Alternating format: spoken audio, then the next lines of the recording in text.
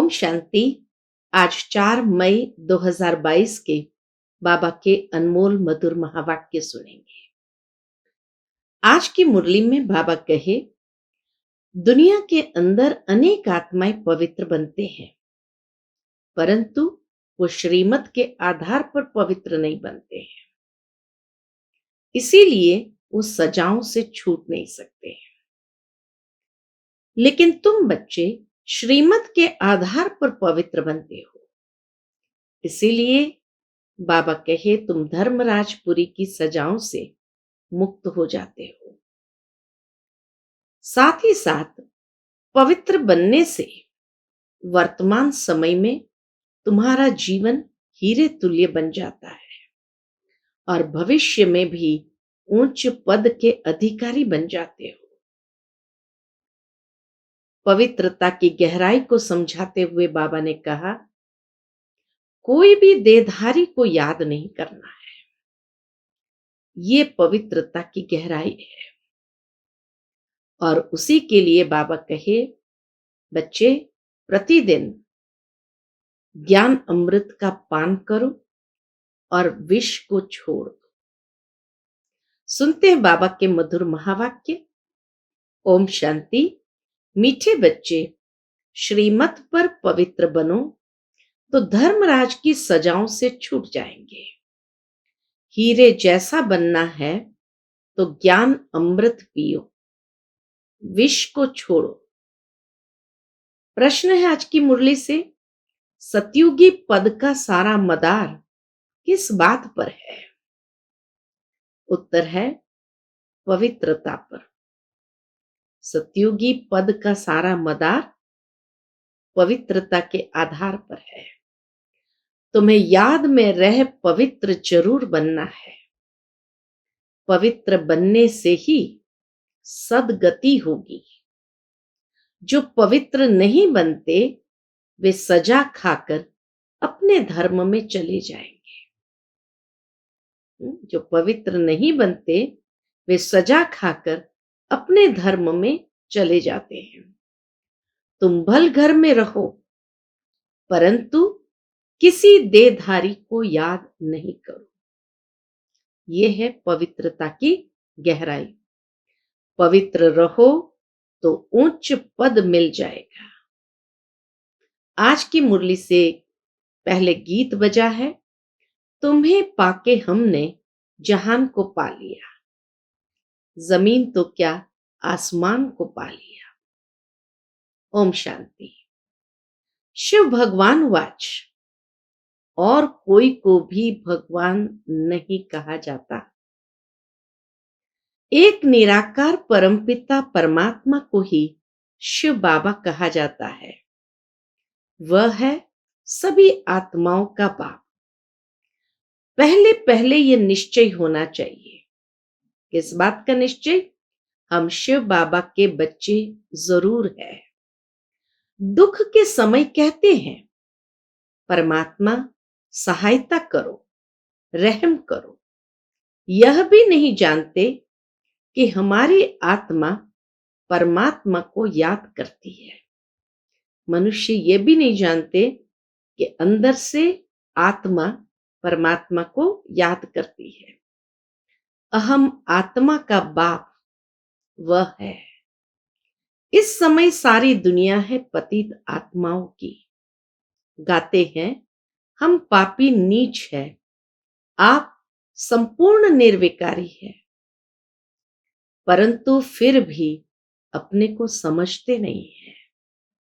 अपने को समझते नहीं। गाते जरूर है, आप संपूर्ण निर्विकारी, हम पतित है, परंतु बाबा कहे समझते नहीं है।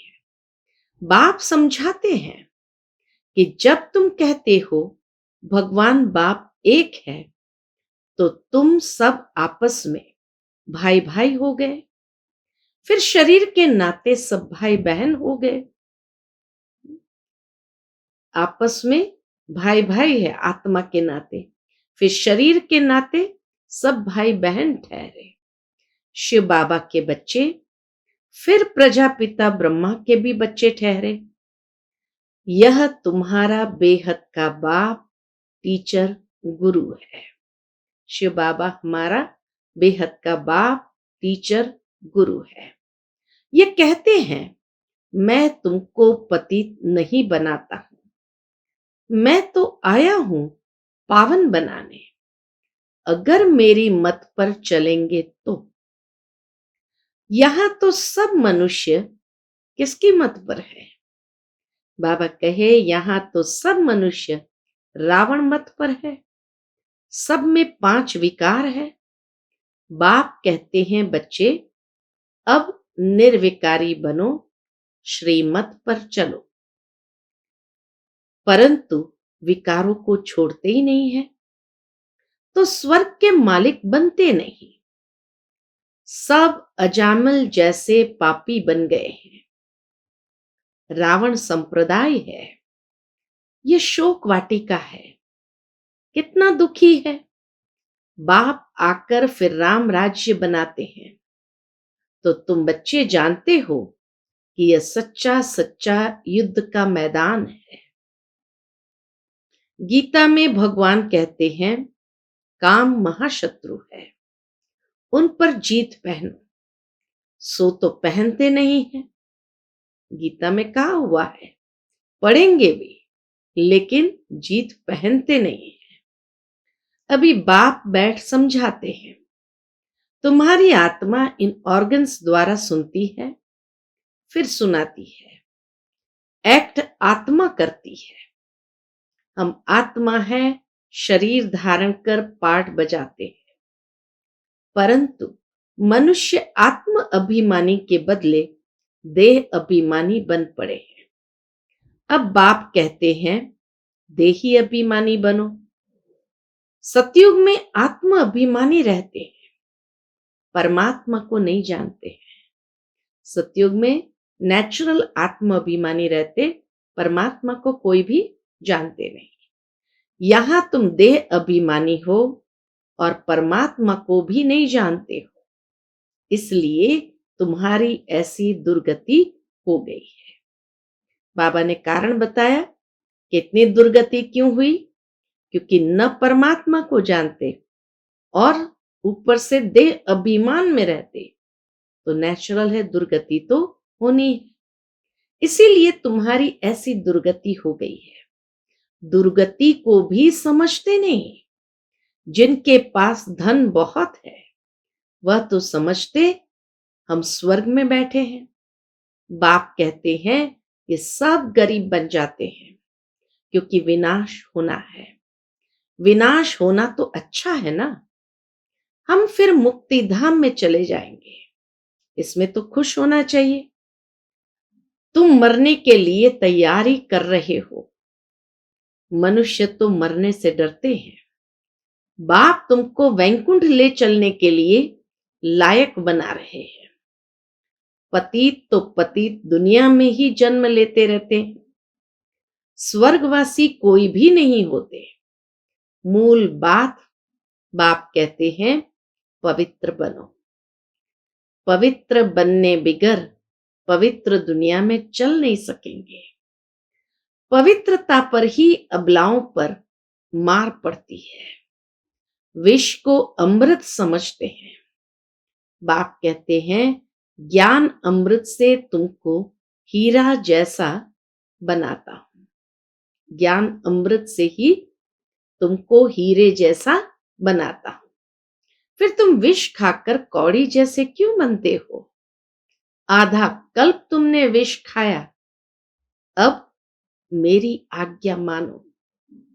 कितना प्यार से बाबा कहते, आधा कल्प तुमने विष खाया, अब मेरी आज्ञा मानो, नहीं तो धर्मराज के डंडे खाने पड़ेंगे।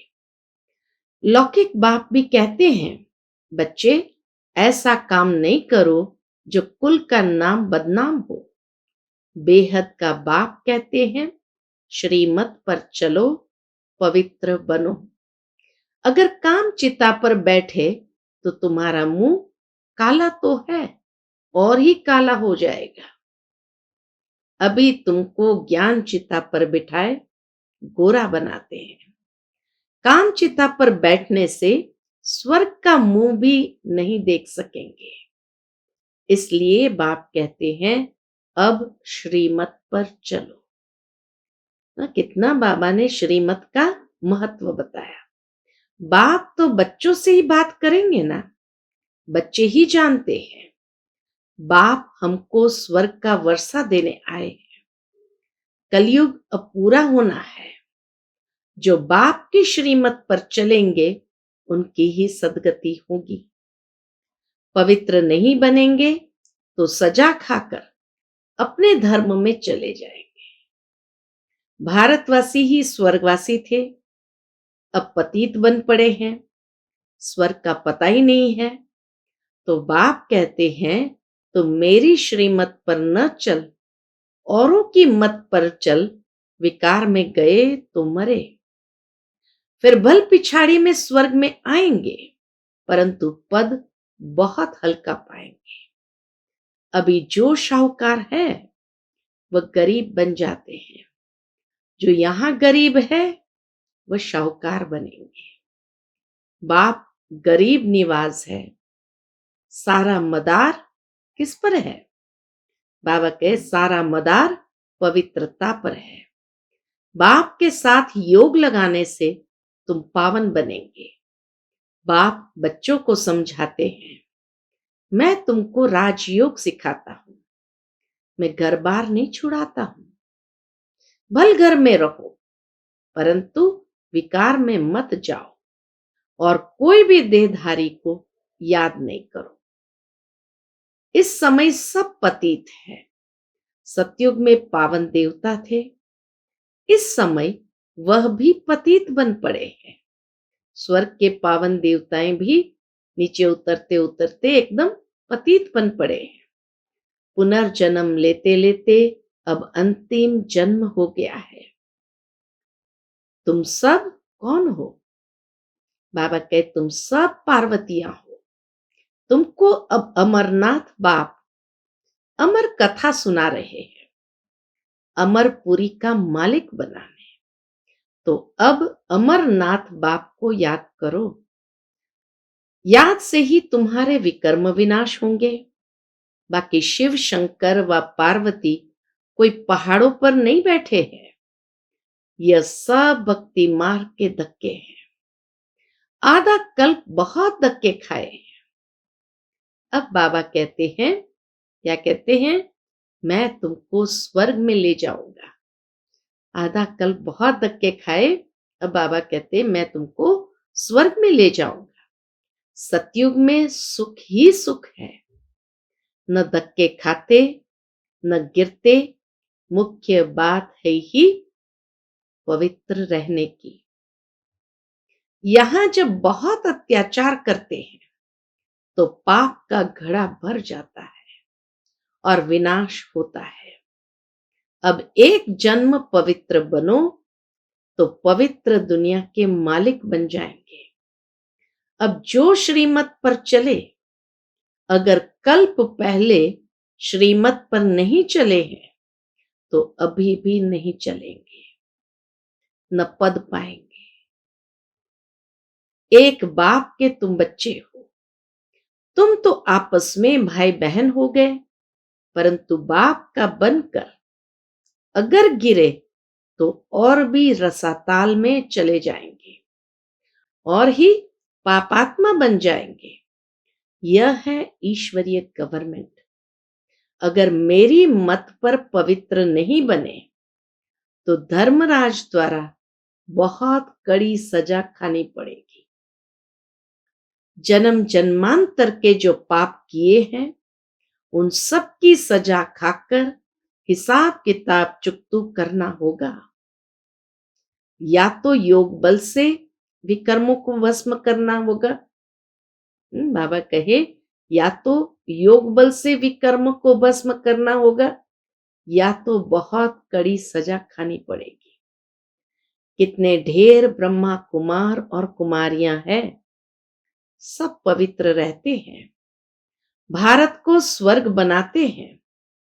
तुम हो शिव शक्ति पांडव सेना, गोप गोपियां इसमें दोनों आ जाते हैं। गोप गोपियों में दोनों आ जाते हैं। भगवान तुमको पढ़ाते हैं। लक्ष्मी नारायण को भगवती भगवान कहते हैं। उन्हों को जरूर भगवान ने वर्षा दिया होगा। भगवान ही आकर तुमको देवता बनाते हैं। सतयुग में यथा राजा रानी तथा प्रजा रहते हैं। सब श्रेष्ठाचारी थे। अब रावण राज्य है। अगर राम राज्य में चलना है तो क्या करो? तो पवित्र बनो और राम की मत पर चलो। मुख्य आज की मुरली का थीम यही है, पवित्र बनो और राम की मत पर चलो।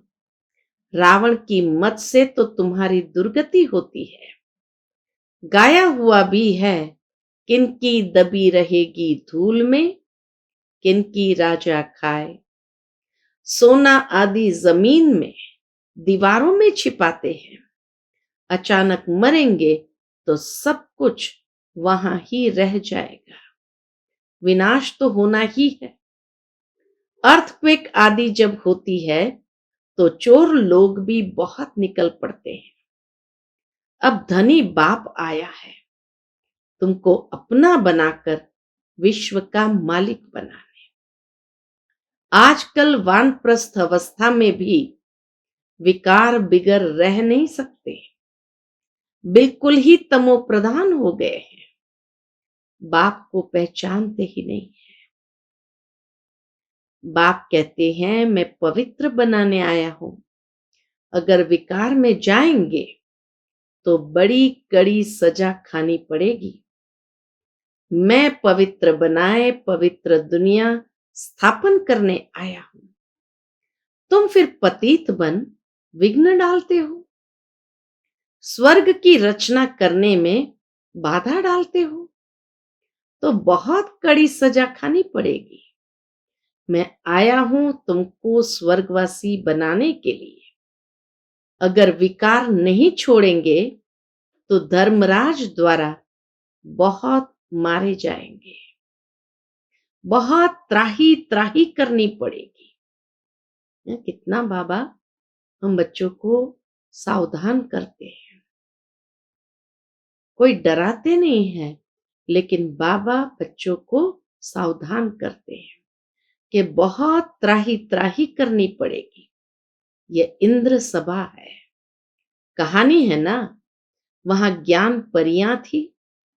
किसी पतित को ले आई तो उनका वाइब्रेशन आता था। यहां सभा में किसी पतित को नहीं बिठाया जाता है। पवित्रता की प्रतिज्ञा करने बिगर बिठाया नहीं जाता। नहीं तो फिर ले आने वाले पर भी दोष पड़ जाता है। बाप तो जानते हैं, फिर भी ले आते हैं तो शिक्षा दी जाती है। शिव बाबा को याद करने से आत्मा शुद्ध हो जाती है। वायुमंडल में साइलेंस हो जाती है। बाप ही बैठ परिचय देते हैं कि मैं तुम्हारा बाप हूं। 5000 वर्ष पहले मुआफिक तुमको मनुष्य से देवता बनाने आया हूं। बेहद के बाप से बेहद सुख का वर्षा लेना है। अच्छा, मीठे मीठे सिकिलदे बच्चों प्रति माता पिता बाप दादा का याद प्यार और गुड मॉर्निंग। रूहानी बाप की रूहानी बच्चों को नमस्ते। हम सब रूहानी बच्चों की रूहानी माता पिता बाप दादा को याद प्यार, गुड मॉर्निंग और नमस्ते। नमस्ते। शुक्रिया बाबा, शुक्रिया। आज की मुरली से धारणा के लिए मुख्य सार है। पहली पॉइंट, योग बल द्वारा विकर्मों के सब हिसाब किताब चुकतू कर आत्मा को शुद्ध और वायुमंडल को शांत बनाना है। दूसरी पॉइंट, बाप की श्रीमत पर संपूर्ण पावन बनने की प्रतिज्ञा करनी है। विकारों के वश होकर स्वर्ग की रचना में विघ्न रूप नहीं बनना है। आज का बाप दादा का मधुर वरदान हम बच्चों के प्रति है। मन बुद्धि की स्वच्छता द्वारा यथार्थ निर्णय करने वाले सफलता संपन्न भव। मन बुद्धि की स्वच्छता द्वारा यथार्थ निर्णय करने वाले सफलता संपन्न भव। किसी भी कार्य में सफलता तब प्राप्त होती है जब समय पर बुद्धि यथार्थ निर्णय देती है। लेकिन निर्णय शक्ति काम तब करती है जब मन बुद्धि स्वच्छ हो। सफलता का आधार बुद्धि की निर्णय शक्ति और निर्णय का आधार है मन बुद्धि स्वच्छ हो, कोई भी किचड़ा न हो। इसलिए योग अग्नि द्वारा किचड़े को खत्म कर बुद्धि को स्वच्छ बनाओ। किसी भी प्रकार की कमजोरी ये गंदगी है। जरा सा व्यर्थ संकल्प भी किचड़ा है। जब यह किचड़ा समाप्त हो तब बेफिक्र रहेंगे और स्वच्छ बुद्धि होने से हर कार्य में सफलता प्राप्त होगी। आज का स्लोगन है सदा श्रेष्ठ और शुद्ध संकल्प इमर्ज रहे तो व्यर्थ स्वतः मर्ज हो जाएंगे। सदा श्रेष्ठ और शुद्ध संकल्प इमर्ज रहे तो व्यर्थ स्वतः मर्ज हो जाएंगे। अब मातेश्वरी जी के मधुर महावाक्य सुनेंगे। इस कलयुगी संसार को असार संसार क्यों कहते हैं? मम्मा ने पूछा, इस कलयुगी संसार को असार संसार क्यों कहते हैं? क्योंकि इस दुनिया में कोई सार नहीं है। माना कोई भी वस्तु में वह ताकत अथवा सुख शांति पवित्रता नहीं है। असार संसार जिसमें कोई सार नहीं, अर्थात कोई भी वस्तु में कोई ताकत नहीं है। इस सृष्टि पर कोई समय सुख शांति पवित्रता थी, अभी वह नहीं है, क्योंकि अभी हर एक में 5 भूतों की प्रवेशता है। इसीलिए ही इस सृष्टि को भय का सागर अथवा कर्म बंधन का सागर कहते हैं। इसमें हर एक दुखी हो परमात्मा को पुकार रहे हैं। परमात्मा हमको भव सागर से पार करो, यही पुकारते हैं, हे प्रभु या हे परमात्मा हमको भव सागर से पार करो। इससे सिद्ध है कि जरूर कोई अभय अर्थात निर्भयता का भी संसार है जिसमें चलना चाहते हैं। इसीलिए इस संसार को पाप का सागर कहते हैं, जिससे पार कर पुण्य आत्मा वाली दुनिया में चलना चाहते हैं। तो दुनियाएं 2 है, एक सतयुगी सार वाली दुनिया, दूसरी है कलयुगी असार की दुनिया। दोनों दुनियाएं इसी सृष्टि पर होती है। मनुष्य कहते हैं, हे प्रभु हमें इस भव सागर से उस पार ले चलो। उस पार का मतलब क्या है? लोग समझते हैं उस पार का मतलब है जन्म मरण के चक्र में न आना, अर्थात मुक्त हो जाना।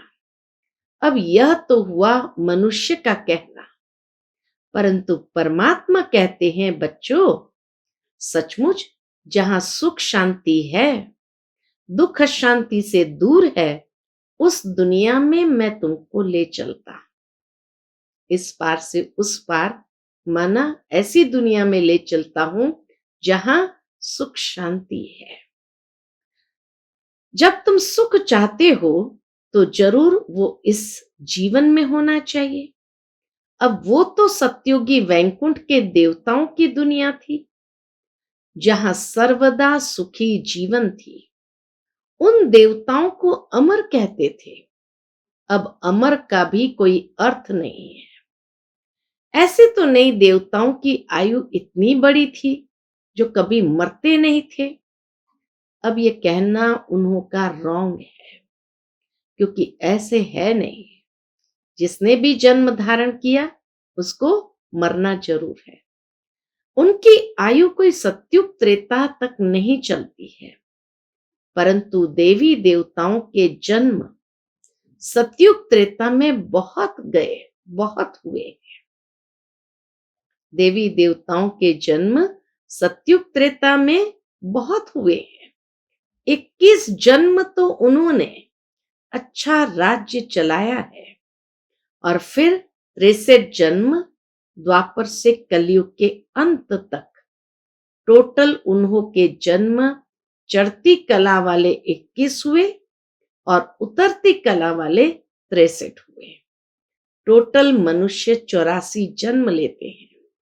बाकी यह जो मनुष्य समझते हैं कि मनुष्य 84 लाख योनियां भोगते हैं, ये कहना भूल है।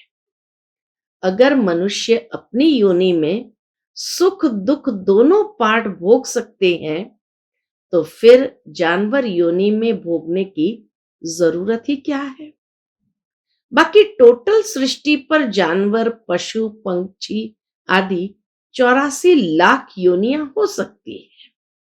इतनी योनियां जरूर हो सकती है, लेकिन मनुष्य आत्माओं को इन सभी योनियों में जाना नहीं है, क्योंकि वो मनुष्य योनि में ही सुख दुख भोग लेते हैं। क्योंकि अनेक किस्म की पैदाइश है, लेकिन मनुष्य मनुष्य योनि में ही अपना पाप पुण्य भोग रहे हैं, और जानवर अपनी योनियों में भोग रहे हैं। न मनुष्य जानवर की योनि लेता और न जानवर मनुष्य योनि में आता है। मनुष्य को अपनी योनि में ही भोगनी पड़ती है, इसलिए उसे मनुष्य जीवन में ही सुख दुख की महसूसता होती है। ऐसे ही जानवर को भी अपनी योनि में सुख दुख भोगना है, मगर उन्हों में यह बुद्धि नहीं कि यह भोगना किस कर्म से हुई है। उन्हों की भोगना को भी मनुष्य फील करता है, क्योंकि मनुष्य है बुद्धिमान। बाकी ऐसे नहीं मनुष्य कोई 84 लाख योनियां भोगते हैं। यह तो मनुष्य को डराने के लिए कह देते हैं कि अगर गलत कर्म करोगे तो पशु योनि में जन्म मिलेगा। हम भी अभी इस संगम समय पर अपनी जीवन को पलटाए पाप आत्मा से पुण्य आत्मा बन रहे हैं। अच्छा, ओम शांति।